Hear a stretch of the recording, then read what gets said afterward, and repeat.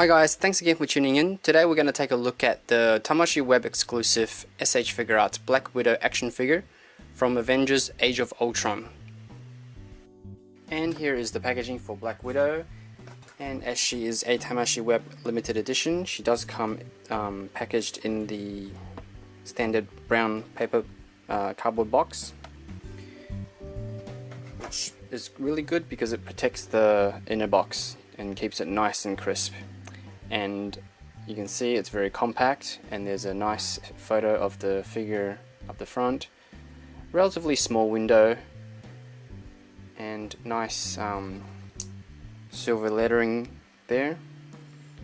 Everything looks very premium, very high end, and you've got features, optional parts, movable, articulation I guess. And let's just open her up and have a look what she's like inside. So the packaging is very collector friendly. You can pop everything back in the tray and pop it back into the box. And on the inside, everything's laid out very nicely, and she's very well protected inside the trays. And there's also plastic sheets that protect her during transport, so there's no paint rubbing, etc.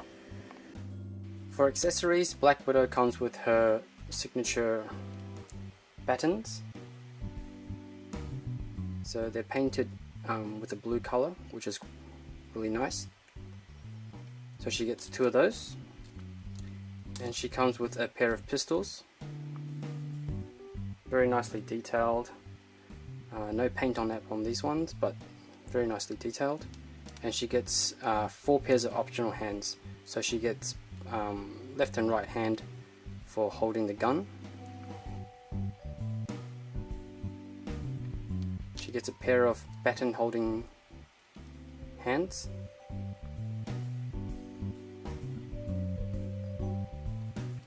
And a pair of relaxed open hands. They're very small, so they're a little bit tricky to handle. And she also gets a pair of open palm, sort of supporting herself on the ground hands. Alright, I'm just going to go ahead and do some part swaps to give you an idea of how the accessories fit on her. So these pegs are quite small, so they are a little bit tricky to swap the hands around. It is actually a little bit tight, but there you go. And that's Black Widow holding her pistol. And here is one more of her using her open hands that supports her on the ground. Unfortunately, there isn't enough neck articulation for her to lift her head up to look forward like she does in the movies. Alright, let's take a look at the figure in more detail.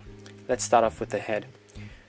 I don't think the head sculpt is the best I've seen for Scarlett Johansson, but at the scale it's not too bad, and it does resemble the actress. But I do find that the hair color is a little bit metallic, and it looks more copper than red, so that's a little bit odd to me.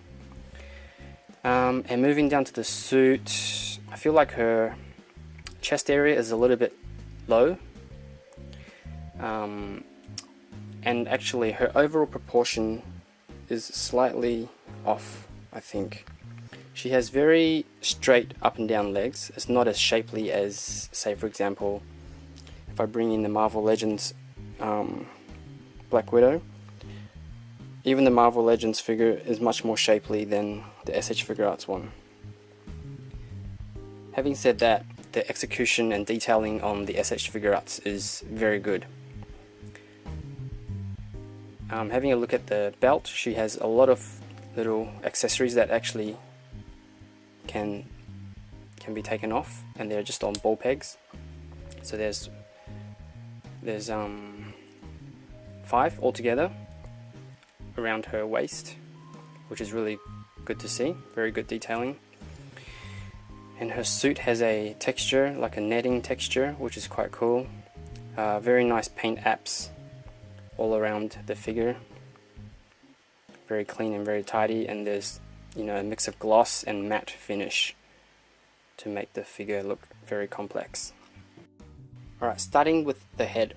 She has a hinge and ball joint at the base of her head, so she can look a little bit up, quite a lot down, and also side to side and all the way around. She also has a ball joint at the base of the neck, so it gives her slightly more forward action but not so much back, so she can look down this far.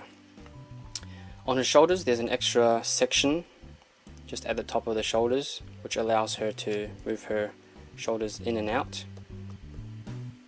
And then there's a hinge and pin joint for the actual shoulders so they can rotate all the way around, and she can lift her arm up that much. There's no bicep swivel, and there's only one hinge joint for the elbow, but it bends pretty well, more than 90 degrees. And then there's hinge and ball joint for the wrists, so she can turn it in. Oops, the hand just fell off. So she can turn her hands in and out, but you have to kind of move the hinge around to the right direction. And then she has a ball jointed diaphragm, so she can go that far back and that far forward and side to side. Very good side to side action.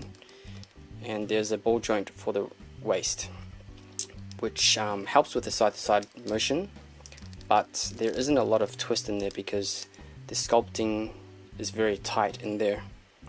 As you can see, there's not much room for rotation.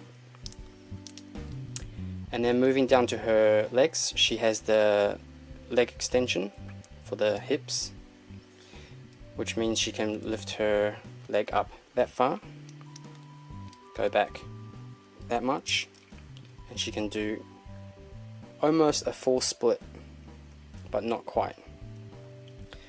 And there is a small amount of thigh rotation hidden inside the hips, so she can turn her hips in a little bit like this. And then moving down to her